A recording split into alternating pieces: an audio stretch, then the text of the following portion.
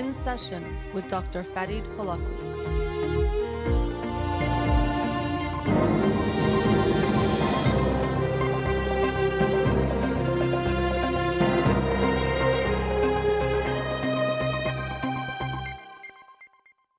Good evening. Welcome to In Session. I'm your host, Dr. Farid Holakouee, and I'll be with you for the next hour here on Radio Hamra. This is one of my last shows for 2025. And recently I talked about goals and New Year's resolutions and some thoughts on that and thoughts related to change in general. And tonight I want to continue on this theme related to, goals, making changes in our lives, those kinds of things. But I wanted to focus on a component of it or an aspect of it that in some ways sounds obvious and it's one of those cliche things we talk about a lot, but I think it's important to draw some attention to because of how powerful of a dynamic and effect it is. And that comes down to how much we do things for how it looks to other people. So that's going to be the theme of tonight's show is how much we do things for other people, for them to think we look good or we have a good life, or to be, impressed by us versus what is actually good for us. And I know the easy advice is say, you shouldn't care what anyone thinks. Why do you care what anyone thinks? Only what you think matters.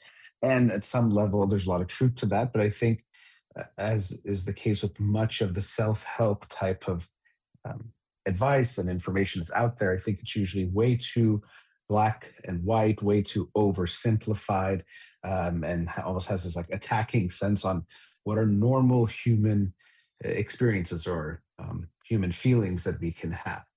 Because to begin with, we do at some level have to care about what other people think and feel about us. That maybe is the unpopular advice because we're told not to think or not to care about that. But we do have to have some awareness of it or caring about it. The problem is we almost all care too much, but to not care at all would not be a healthy thing either. If you actually didn't care what anyone thinks, this would be problematic, especially depending on who we're talking about. If it's your loved ones and they're saying what you're doing is hurting me or upsetting me, or if you're uh, a husband or wife or a parent and your spouse or your children are saying, I don't like something that you're doing, you can't say, I don't care what you think, or I don't care what other people think. I only do what I think is right. That would almost be antisocial, psychopathic type of behavior and mindset. And then when we look at other people, how we interact with the world, yes, we tend to over care and overthink about what people are thinking of us, but to not care at all is not something healthy or is not really the end goal we should be looking for. We have to care at some level. And we have to acknowledge that. This is something that for me is always important with these topics, kind of like the no expectations theme, where I don't think we can have no expectations, N-O, but you have to know your expectations. So K-N-O-W, no expectations, because we have them. And so to pretend like you don't have them, pretend like they don't exist because that sounds good or feels good to you, just means you're avoiding the reality of your own internal experience. And that's not going to be good for you. That's not going to actually help you grow and to live a better life. So similarly, we all care what people think, and it's understandable. The way we even understand the world or experience the world is through other people. We all co-create the world together. Even we could say our sense of self is co-created by ourselves and the people around us. So there's sometimes this idea of like you that exists outside of everything else. And that doesn't really exist. We are part of the world, the social world, even the biological world. That interconnection and interconnectedness is a part of our life experience that we can't be without. So a lot of times where people are saying, okay, go within and find the part of you that is just you. And I do believe in getting more in touch with yourself and what you're experiencing and feeling and all of that. But if you think you can have feelings or thoughts or ideas that are completely outside of the rest of the world, almost like you're existing separate from the world, that doesn't exist because you're existing within this world. And it can get really tough because sometimes people are saying, okay, I think I want to become whatever, an engineer, a lawyer, whatever that career goal is. And then you could ask, okay, well, is that you that's making that decision or wants to do that? Or you think that's because of your family, your society, or people around you? And I do think we can get a sense of about how much of it is, if it's too heavily influenced by outside sources or it's not really what we want. So I think there's a lot of value in exploring this question. But this notion that it could be completely coming from you and has no other effects of other people around you is a fiction. Now you might say, "Oh, I'm doing, not what my parents want me to do. So see, I don't care what people think." There might be that aspect of it, but you're still going to be impacted by even whatever you're choosing in the rest of society or other people or outside of your family. Or are you going against your parents just to go against your parents? That could have its own type of social value. So I say this just so we have to be real from the start that there's no such thing as your own opinion or thoughts or feelings that exist completely separate from the rest of the world. We are participants and members of the global community, the human community. And because of that, we are uh, always part of it too. It's kind of like thinking you have an unbiased opinion. I'm going to observe from the outside. There's no view from nowhere. Wherever you look from, you're looking from some perspective that has some bias or some, expectations or things that it already predicts because of that. So that's just one thing to be aware of. So I want to make that kind of like a ground rule or framework that we're operating from is understanding that we can't be completely out of this human social experience to think for ourselves without any effect of other people. So we'll try to be aware of that or keep that in mind. But I do think, as I was saying about the career choice example, we could be aware of how much we're doing things because it's what we really want and feels good to us, and how much we're doing it because we think it will look good to other people. So again, we have to try to think of, well, why is it I'm wanting to do this thing, even the desire of it, even it feeling good to me if it feels good. But we want to look at how much is it because I think it's what other people will like or think is good or be impressed by. And let me give you an example. I think very strongly we can see this in the realm of relationships, where our relationship has a lot of social currency, social value. It gets a lot of attention, positive, negative from people in our direct circle, but also people around us. And then now with social media, that'll be a theme for today as well, or a running theme, how much social media has expanded or amplified this human feeling of caring what other people think to really astronomical levels, scaled it in a way that was not possible, the way our brains have evolved to experience or expect. But when we look at couples and the way that people experience that for themselves, we can see that we tend to care a lot about what people will think about our relationship, all aspects of it. First, just who we, marry, that the social status of that, or let's say, partner with. Are they very high status, low status, mid status? And then, of course, there's lots of things there: appearance, wealth, education, even, notoriety, their family background, especially in Iranian culture, we care a lot about that.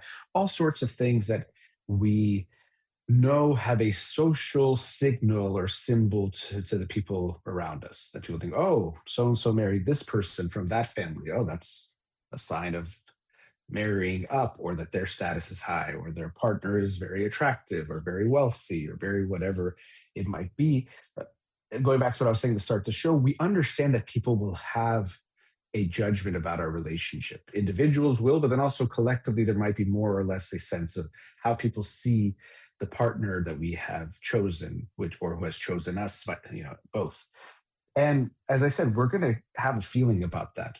It's just how much we want to let that feeling or that thought be the reason why we choose who do we are with, or we might not choose to be with someone. So again, it's going to be there. I know you can say I didn't think about it at all, but I don't think that's really true for anyone, that it hasn't crossed their mind at all. But we can be very mindful of how much it's playing a part in who we choose to be with.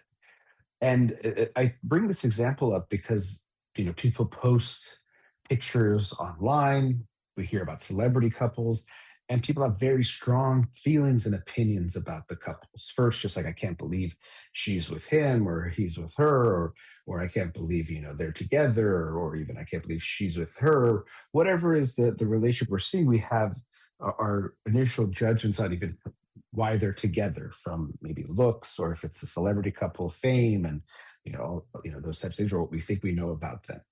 But even if people just post regular, non-celebrity people post their pictures, and people will have reactions to that too. They don't look right, or they look cute, or looks like this person's better than this person. Whatever it might be, we have our reactions to that, and I think these reactions are pretty natural and normal. We're always, as human beings, aware of social status and setting, and symbols and signals and all sorts of things. So again, I don't think that's going to disappear, but how much we care and pay attention is something that we can all be mindful of individually. But then what we want to be so aware of is that a relationship, of course, will get judged by the people around you. You have to just accept that. But what's the only metric that we should be focusing on is, how does it feel to the people in the relationship? So a relationship is not judged by the people outside of the relationship. A relationship and its true value is judged by the two people in that relationship and their inner experience. So, people will see a relationship like, I can't believe they're together. Why is she with him? Or, vice versa. And with breakups, I can't believe she would break up with him, or he would break up or divorce this person, because we're looking at it on paper or on the surface of what we can see. And we think that, this person was lucky to be with that person, or whatever it might be. And again, we can say, I would rather people have that reaction and realize, okay, well, that's on the surface of what I see. That, let's say, he's more physically attractive than her, or she has more money than him, or whatever it is that jumps out at us. But we have to realize we have no idea what it's like for those two people in the relationship. And that's the only thing that matters. I've even seen this with families, Iranian families, that because they're so focused on their son, daughter marrying the right person on paper, the family is good or wealthy or whatever it is, high status and all these things, that they maybe even encourage or overlook and condone really bad behavior on the part of the potential spouse, even sometimes even abusive behavior, or unfaithfulness, whatever it might be.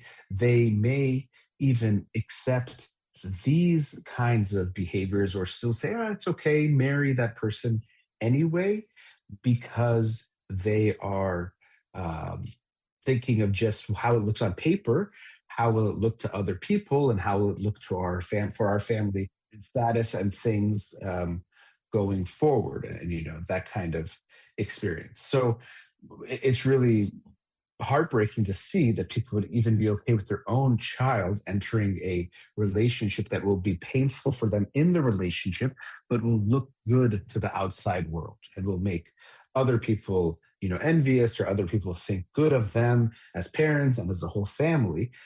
It's very, very shocking and heartbreaking for me to see that. And I've seen it professionally and also personally, and just been very disappointed that this is the way we are looking at things, or we are, evaluating the types of relationships we're encouraging our family members to be in. So, a couple of goals, something we see posted on things online.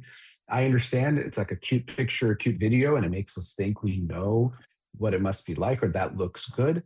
But the quality of relationship can never be shown in a picture or a video. Maybe as something really bad could be shown, that shows, okay, that's pretty bad.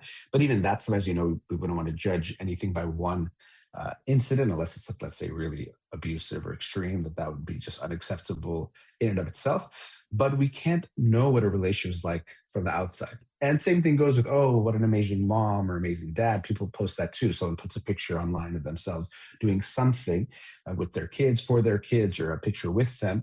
And people say, oh, you're an amazing mom or an amazing dad. And that's nice, and it sounds nice. I'm not saying those encouraging things aren't kind or can't feel good to people, but we really don't know what it's like. If you want to know what kind of mom or dad that person is, we have to ask the kids. The child can tell you, or not you should go ask them, but their experience is what's going to matter at the end of the day, not what anyone else thinks it looks like. You don't even hear that too, like, oh, this person, they're lucky to have that mom, or I can't believe this person doesn't like their parents, or said their parents weren't great in these ways. They look amazing, or they were amazing parents. We don't know. So we want to be very aware of our tendencies. We always have a feeling or reaction to things. You see a couple, you're going to have a reaction. They look nice together. They don't look nice together, or they look this together, or they look whatever it is. You're going to have a reaction, but be aware that although that might feel like you're seeing something that means something about the relationship itself, that has nothing to do with what it's like to be in that relationship. I've seen very beautiful couples that have very ugly relationships, and both people are miserable. And maybe people would be dying to be with either of those people from the outside, but they have no idea what it's like to be with them. And on top of that, it's not saying these are bad people that just look good. A relationship is not just about some figure, like you're buying a car or buying like something. It's about the match and how good the people get along and are right for each other. So even if someone is great on paper, or looks good on what we think of as like a status scale, that doesn't mean they're a good partner for that other person. We can't judge that person's relationship from the outside. So here would be, just if we're thinking about entering a relationship, sometimes people have that goal, which I think we got to be careful, because sometimes we don't want to push, okay, I want to get married, or I want to do this, too hard. But I do think it's good to be aware of what you want, and to set that mindset of, like, I want to work towards this, or put attention and time into it, which I'll talk about after the break. But it is very important to realize that when we're looking for, let's say, a relationship, if that's something you're looking for, that we're making sure it's a relationship that feels good to me in the relationship. I'm going to care about what people think, but I really want to turn the volume of that down to focus on a relationship that feels good rather than a relationship that looks good. Let's go to our commercial break, and we'll continue on these themes. We'll be right back. Welcome back. So, in the previous segment, I was talking about um, how we live our lives and how much we live it for ourselves versus other people, acknowledging that we will care about what other people think. And even at some level, we should, as being part of members of society. But yes, most of us think about it or care about it way, way, way too much. And it is so important for us to be aware of this and to make sure we live our lives for our own experience to be good rather than for it to look good. I think my father says something along those lines of people would rather people will look at them and think they're happy and their life is good, even if they're miserable, rather than for people to think that they're miserable, but they themselves are happy. And we want to turn that around, that you recognize that your life is to be one that feels good to you, your experience of it, rather than people's judgment of it from the outside. And I was talking about relationships, which to me is a big area where we see this, because people care about what people think of their own relationship, and people are very, have big opinions on people's relationships, and then also just in general, celebrities, people they see, but especially people they know. We know that there is a lot that goes into that, and we want to be mindful of turning down the volume of that and being in a relationship that feels good rather than trying to get into a relationship that looks good to other people. And when that's for our own relationships, but also a reminder of when we're looking at and judging other people's relationships, that yes, you're going to have a reaction. So again, there could be an advice of don't judge at all what other people are going through. But I think the reality is you'll have a at least reaction. That's just how it is. Initially, you'll feel something when you see anything. We have feelings about everything. But it's how much we give weight to that and how much we can talk ourselves away from putting weight on that. So, okay, oh, they look cute together, or they don't, or I don't know why she's with him, or vice versa. But then realize, like, I have no idea what's going on in that relationship. So let me not, give too much weight to that, and let me not even think about it too much or go too far down that I know what's going on in the relationship. I have no idea what is happening there. So same thing happens when we choose our relationships. And I mentioned parenting, that people, for example, will say, oh, this person's an amazing dad or mom, even like with a celebrity that they see them post some pictures or some videos, they'll make these kinds of judgments on them, and we have no idea. And we have to ask the parents, not the parents, but the kids in that family, what the parents are like, or really not even ask them, because even that is a weird type of thing to do, to say, hey, is your mom a good mom, or is your dad a good dad? But at the end of the day, that's the only thing that matters, is what do the children experience of their parents. That's the judge of a good mom or dad. And then even here, I was thinking of, as parents, we, of course, as a new father, of course you're going to care if people say, oh, what a great dad, what a great mom. We're going to have feelings about getting those kinds of compliments, and we'd like to look good to other people, and that obviously always feel good, but we have to be careful about not focusing on that, and focusing, as I was saying, on, well, how does my child feel about my parenting? How am I doing for them, which is the only metric that matters here. People will say what they say. Some people will like to say that everyone's a good mom or dad, or they say nice things. Some people might want to judge you and give you some harsh criticism for whatever reason, but they don't know who you are and what you are as a parent. And especially your child knows in their experience of it.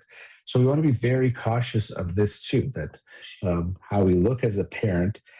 Of course, you're going to care if people have reactions, thoughts about it, but turn down that volume and turn up that volume of assessing yourself as a parent, seeing how your child feels with you and around you, and what you're doing. And even that, actually, it's funny that I say that, because you don't want to be so locked into how they feel about you in every given moment, because to be a good parent, just like to be a good partner and to be a good friend, you sometimes will do something that the person would like. And especially as a parent, you have to do this. You have to, for example, say no to kids or put some boundaries on things. You have to sometimes, not let them do something they want to do. They want to play late at night, eat something at the wrong time where it's not going to be healthy for them, not do their homework, or lots of things that they might do, that you have to say no, or push them in a different direction. And in that moment, they might not actually like you. And they might say, oh, like you're the worst mom or dad, or I hate you, or those are things that come up in lots of, childhoods and adolescent experiences.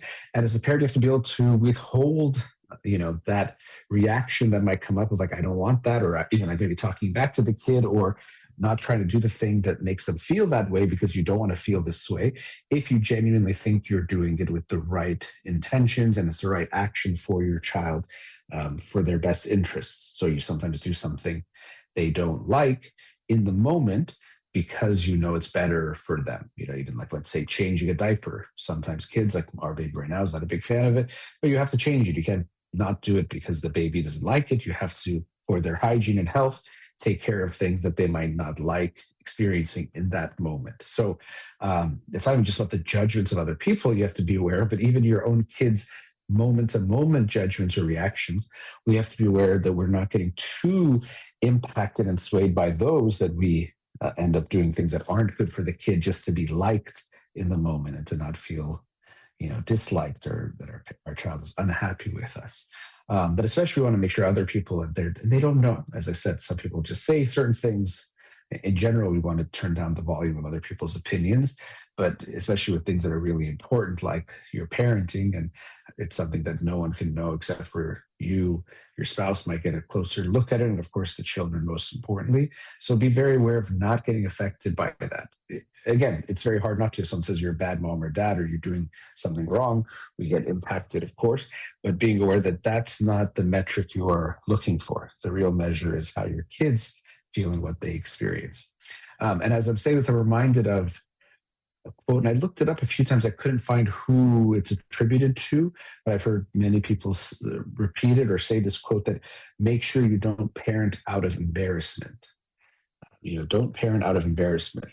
And I think it's a very powerful one and important one to keep in mind, because, well, to me, what that quote means is that, you could be in public with your child, and your child does something, and then you're feeling embarrassed about how it looks to other people, whether, it makes you look bad as a parent, is what you're worried about, or maybe your kid you think looks kind of bad, and you have to, make them not look bad or cover it up in some way. And because of that, you might react and do something to kind of avoid that. Oh, I don't want to feel like people are looking at me for being a bad parent, or I don't want people to be annoyed that my kid is crying or throwing a tantrum or whatever it might be. So let me quickly do something extreme shame, or let me, clean up the situation. Or, oh, I don't want my kid to be looked at in a certain way. So I'm going to, do something to cover them up and make them almost feel bad about who they are just to cover up what people might be seeing. And I think that's a really powerful piece of advice. Don't parent out of embarrassment. Do the right thing. I don't think that means be oblivious to other people. So if your child is, let's say, going up to someone and harassing them, or doing something that's not right, doesn't mean we say, oh, it's no matter what they're doing is okay. So you might intervene and stop your child, or apologize, or let your child also apologize, or whatever can make sense, but not out of a sense of embarrassment or obligation to that other person, but actually because you think it's the right thing to do, to even help your child grow, that, okay, we can't just do whatever we want to other people. We want to be respectful, and we have to be kind, and all these kinds of things. And just as the members of society, you want to respond in certain ways. So I think that's important. And so even here, it's this sense that parent not because of how it looks to other people, so not out of embarrassment, so you don't look bad or your kid doesn't look bad. Make sure you're parenting, doing the right thing, whatever that might look like, in the moment, or is to you. And these things are a lot harder to get a hold of because it's not clear, and there isn't some perfect thing, right? We want to know, and everyone wonders, am I doing it right? What can I do better? Am I doing enough? Am I doing too much? Am I too worried? Am I not worried? Whatever, all these things that you go through as a parent. So it's not like there's easy black and white things, but we want to make sure what we're basing those judgments and decisions and changes on is coming from the place of, okay, what we think is right, which we can talk to our partner, read books, and listen to parenting experts, and do talk to friends, and do all sorts of things. But at the end of the day, making sure we're doing what is the right thing to do, rather than thing that might look good or look right. And here, kind of like I was talking about in social media about relationships, same thing. I think people, I really think social media has had a huge negative impact on how much we care about what other people think. That people might get into a relationship and really focus on how it's going to look to other people. Oh my God, I'm going to post a picture with this person, or we're going to look so good, and people will be envious of us, or like thinking I'm great, or whatever it is. Like it's thinking about what these other people, sometimes people sometimes people you don't even know. We have followers that you don't know. What are they going to think of my relationship? And again, the feeling I can get, I'm not suggesting it's a good one and one you want to give value to, but I think you're going to feel something. It obviously feels nice if people think, oh, what a cute couple. You guys look great together. Or wow, what a catch. You got yourself a great partner. That's understandably going to feel good. It's just, do we give it weight, or how much weight are we giving that? And similarly, as parents, we can try to get the best picture. And people post a lot of, like Instagram versus reality, or we try to get one cute picture as a family, and it's hard to get everyone, looking at the camera or even in the frame at the same time. And it's nice to share that realistic experience, that, that cute picture. Sometimes you don't get it at all, or even if you do get it, it comes with a lot of headache to make it happen.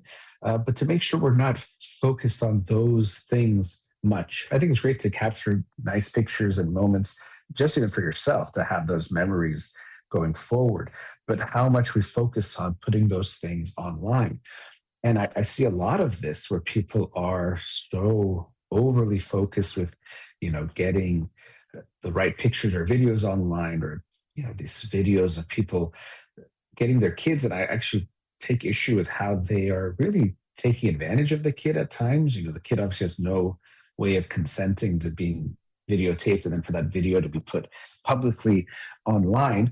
But often you can see the sense of the parents, it seems like, trying to get something that will be funny for the internet, or might go viral, or whatever it is, or families that start to become very prevalent online. And there's a lot of these. And I saw the documentary, I forgot, I think it's called An Update on Our Family or something. It was a powerful documentary looking at these family, YouTubers, these people that become big on social media or YouTube and post videos of their family. And, often it's with parenting kind of advice. What are they doing? Their journey, what they're going through. And it's not to say there's no value in these things. I think people sharing their stories can be very helpful for many people, just to feel connected, to learn things, to realize they're not alone or the only one going through things. So there's value to it. But what you see a lot of times is, these families start to get a lot of attention and then a lot of followers, and then they can start making money through it with ads and sponsorships and all sorts of things. And the kids start to become props for the parents of trying to get the cute pictures and videos or moments, or kind of like make their family look a certain way. Look how happy we are, or look how good of a mom or dad I am, or whatever it might be. And the focus becomes on how do people look at our family and what is their judgment of it, rather than what are the kids experiencing in that family. And I think that's really harmful. And so that's on the more extreme. Rarely are people doing that. It's a small select number of people that are doing that, but we can all do it in smaller ways, and we have to be aware of that. That you're going to care what people think of you as a mom or dad. Maybe you say you don't at all, but I think that's unlikely. You're going to have some feelings about it, but being very aware of how much am I doing this for how it looks to other people, and how much am I doing this because I'd like to, let's say, genuinely share a picture of me and my kid for people that know me, or just to, put it out there. Just, I'm so proud of our family, or I love our family and I want to share this with the world. I can be okay with that. I think usually less is more, but I don't think it means anyone who posts a picture of their family, it's a bad thing. Uh, as is the case with anything, it's all about your intentions. So how much is it about the attention and judgment, positive, hopefully, that you're trying to get from people, and how much is it because I genuinely want to share this and I think that's the right thing to do. And as parents, saying don't parent out of embarrassment, but definitely don't parent out of trying to look good to other people. Remember that you're only responsible to your child. That the only judge of who you are and how you are as a parent is your child's experience of you. And that's the only thing we want to focus on. So do it for them, not anyone else. Let's go to our last commercial break. We'll be right back. Welcome back. So on today's show, I'm talking about uh, living your life for yourself rather than for other people, or making the decisions in your life for yourself rather than other people. And I went into relationships a bit, and then also parenting in the last segment. And then in the final segment, I wanted to just talk about our lives in general and how we choose to live them, or the things we decide to do. Um, Again, you're going to care what people think, and that's understandable. And sometimes it can even matter to some degree, depending on who we're talking about. Some random stranger, what do they think about your life? Should have no value. But let's say if you're married and what your partner thinks, those things, of course, those things will matter. If you have children, those things will matter. Doesn't mean they make the decision for you, but it means that their opinions will have some value. So this idea that you won't care at all what people think won't make total sense at the extreme, but it does have a lot of value, as we tend to care too much what people think about us, and people that should have no relevance. Even in that part, people that have no relevance. The reason why that's the case is that we used to live in societies, or when our brains adapted, something I talked about on a recent show, the environment of evolutionary adaptiveness. Our brains were adapted to living in a group of about 150 people or so, and you would live with the same people, and the people that you lived with did matter, and you would understandably care about what they think. And it was a small group. So it wasn't like today, where you can be driving and you're going to encounter hundreds, thousands of people that you likely will never see again, especially if you live in a big city. Before, everyone you saw was someone that you were seeing regularly and, knew closely, or maybe even related to, or indirectly related to. And so it's understandable that the way our brains react is to care about what people think, because our previous experience and the experience that our brain is accustomed to or adapted to. Everyone you met was someone you were going to be seeing regularly, and their opinion did have some value, because as human beings, if we get rejected, if we get isolated and abandoned by our group, that would mean death if you were completely on your own. Humans are very much dependent or interdependent, and we need one another, especially in um, our when we evolved, we needed one another to survive. You couldn't survive on your own. So complete social rejection would mean death, which is why it can feel like physical pain, or bring up these fears when we do feel rejection.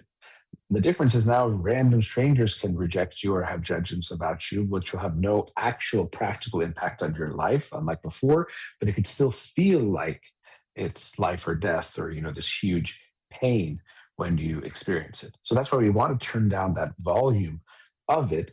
But it's not going to go away completely. And again, the people close to you, their opinions have some value that we shouldn't just say it's all worth nothing, but we tend to overvalue those opinions as well. And so it can be hard, as I was saying, to tease this all apart because as soon as you think of doing something, you're going to be aware of how that's going to look to other people. How much? Some people are different. I think some people do live much more for themselves than others, and that's something that you can think about for yourself. It's obviously hard to know exactly where we can't know what's exactly going on in other people's heads, but you might get a sense of, am I someone that seems to care what other people think? Even in the positive, oh, people will think it's really cool if I do this, or if I achieve this goal, or if I, had this job, or whatever it might be. You might get a sense of how much you think you do care. I think most people will tend to want to think they don't care that much to, oh, I don't care what people think. I do everything just for myself and what I think is right. But if we're being real with ourselves, I think we'll all realize we're somewhere on this spectrum of how much we care about what people think, even what strangers think. And because of that, how much am I doing what I'm doing because it's feeling good for me internally in my experience, or because of the judgment of other people, which might feel good to me when I hear it or receive it, but for that reason, which to me would be the wrong reason to make a certain decision. So even as we're making life decisions, careers, or I was bringing up this bigger theme of New Year's and goals and resolutions and change, which I talked about last week. It's important to try to consider, well, where's this motivation to make this change or these decisions coming from? How much can I recognize that I'm being impacted by how this will look to other people versus what I actually think is the right thing to do and what I want to do? And almost always some element will be there of what other people think. Now, sometimes it could be unclear because you might feel both, like it's for me, but also other people might like it, and I like that. But the driver is important. So, what I mean by that is, let's say someone wants to be an artist of whatever kind. I do think there are a range of people who, or a range of how much people care about making money and getting successful, and people seeing them, and people, admiring them. And then there's a range that people, how much is it because they truly want to create their art, or that has meaning for them, value for them? They enjoy just the process of making it, and exploring themselves and all of that. And so there's some people that just the fame and the money and the attention is really the bigger driver. And there's some people that the art is the bigger driver. They want to create, and that's something important for them.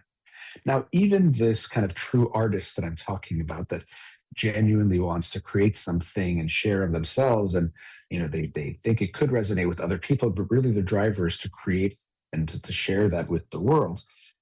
If they get notoriety, or they get its positive attention from it, that will feel good to them. Now if you think, no, no, they don't want that at all, so they don't like that. But obviously, it feels good if gets positive attention and positive feedback. It'll feel good if they make money and start making a good amount of money where they can live comfortably for themselves. That will feel good. They can't deny that part. The important piece is recognizing what's the driver. So if the driver is, I'm going to create the art, and if I make money, great, icing on the cake. That makes, to me, that'd be a better reason to do it. If it's, I want to be rich and famous, and that's the reason I'm doing it, if you get there, you likely will feel empty anyway. But then if you don't, it's going to feel like a waste. That's, to me, the wrong reason to do it. And so you have to ask yourself, what you're doing, whatever it might be, if it is unsuccessful, it's not to say you won't care. Of course, you're going to care about, it not being it being unsuccessful if it doesn't do very well, or it doesn't get positive attention. But will it feel like, or will I regret doing it? Will I feel bad that I did it?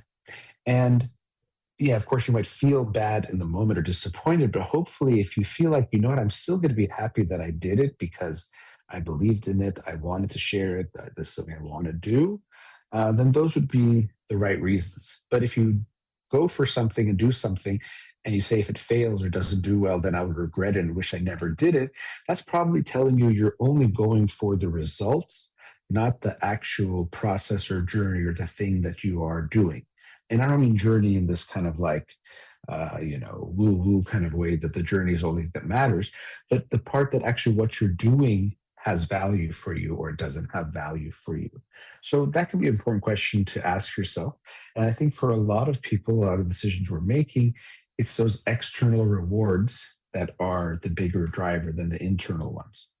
And it's not to say sometimes external rewards don't matter. For example, financially, you need to make money just to survive. There's something real there. So it's not that you don't care at all about making money, but how much is it about that versus doing something that you really find meaningful or find having some purpose?